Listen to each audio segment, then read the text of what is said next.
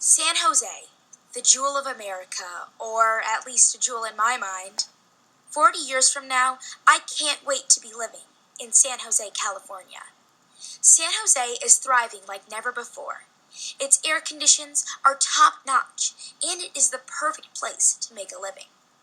From its beautiful landscapes to its thriving economy, San Jose is definitely number one when it comes to the best place to live. Over the course of the next few minutes, I will explain San Jose's biosphere, geosphere, hydrosphere, and atmosphere, and why it is clearly the best place to live. San Jose's biosphere is thriving like never before. San Jose's population is 1,042,092 people. About 40% of the population are white. Less than 5% are Black or African American, 35% are Asian, 5% are multiracial, and 15% are another race. Most of the people that live in San Jose age 25 to 44.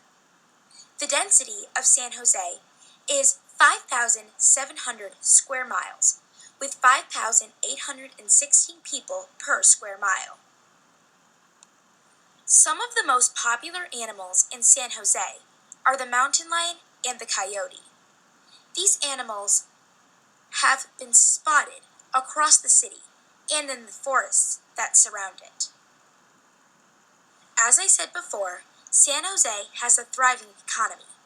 In 2015, California had a gross domestic product of $2.44 trillion US dollars. California's economy is equivalent to the sixth largest economy in the world last year.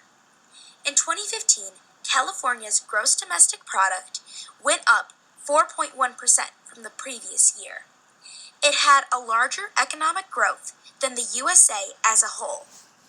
Only 5 countries produced more than California, and that is the US, Japan, Germany, China, and the UK.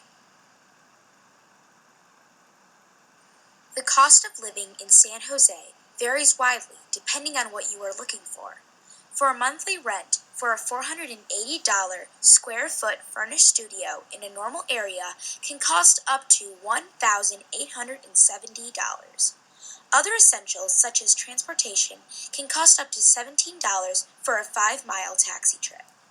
The median income in San Jose is $99,451 per household in 2015, and in 2012, San Jose was ranked to be the richest city in America. In fact, only about 9.5% of the total population in San Jose is below the poverty line. That is only about 99,000 people out of 1,042,092 people. As you can see, San Jose's biosphere is truly the best, and its atmosphere comes close to that as well. The average temperatures for 2016 in San Jose ranged from 84 degrees Fahrenheit to 42 degrees Fahrenheit. When it comes to carbon and greenhouse gas emissions, the transportation business is the largest source of greenhouse gas emissions in 2014, accounting for 36% of California's greenhouse gas inventory.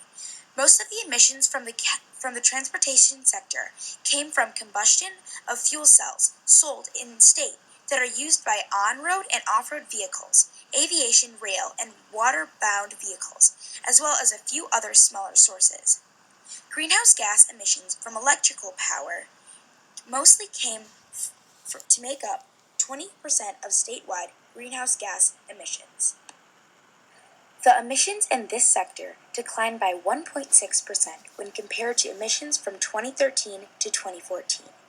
And 2014 high global warming potential gases made up 3.9% of California's emissions. These gases can be ozone-depleting gases. In fact, according to airnow.gov, the air levels in San Jose are currently moderate to good, and the pollution levels are moderate. Moving on to San Jose's geosphere. There are many natural disasters that can occur in San Jose. and in California in general. Tornadoes and earthquakes are the most common of these. As of January 12, 2017, 2 earthquakes had appeared in the past 24 hours, 9 in the past 7 days, and 37 in the past 30 days, and 470 earthquakes in the past year.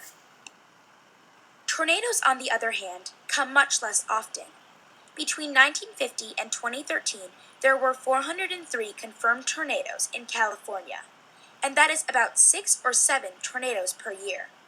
The vast majority of these tornadoes occurred in Central Valley, although most of the tornadoes recorded were very weak.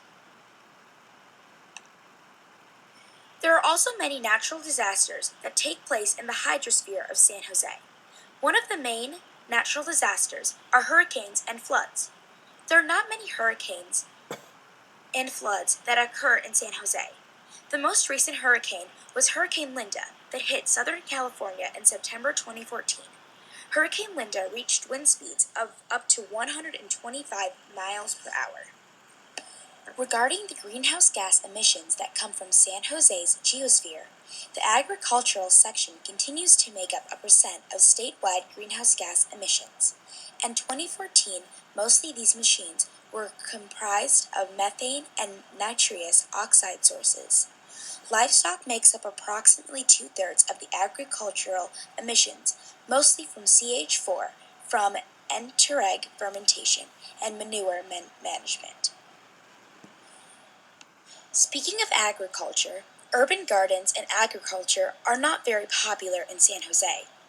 So there are many businesses that work to make sustainable food for their city and sustainable gardens, such as Vegilution.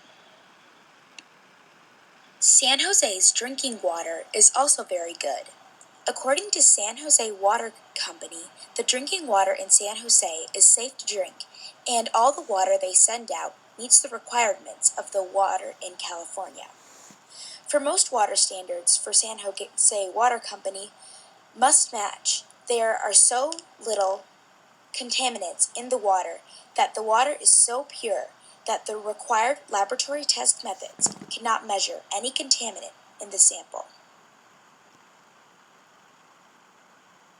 Finally, as you can see in the map provided, San Jose is very fortunate not to be a landlocked city, as it is bordered by the Pacific Ocean. At this point, I hope I have convinced you that San Jose is truly the best place to live. Even if I haven't convinced you, I know that I have convinced myself. And that in 20, 30, 40 years from now, I will be living in San Jose.